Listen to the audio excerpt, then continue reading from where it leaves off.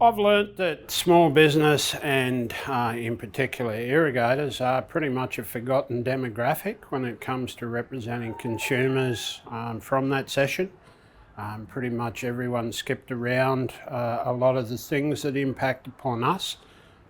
We don't necessarily use energy to provide comfortable homes, but we do require grid supplied energy to ensure that we have competitive businesses. So I didn't see any of that in this morning's session.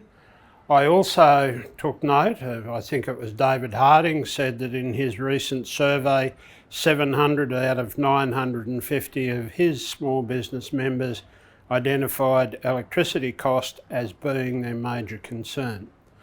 Affordability seems to have slipped under the radar since the last Foresighting Forum.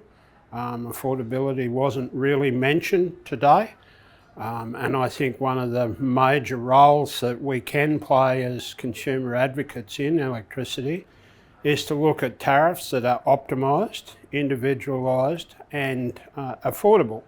Now that affordability for an irrigator is a ceiling of 16 cents, 8 cents for the network costs and 8 cents for the retail costs. We've been able to achieve that in Bundaberg, and we've been able to maintain that by dealing with our energy providers. However, it seems to have been lost today that much of the, I guess, consumer outcomes are focused more on the transition. And I don't think a lot of consumers are necessarily focused on transition. I think most are agnostic to the source of the electrons.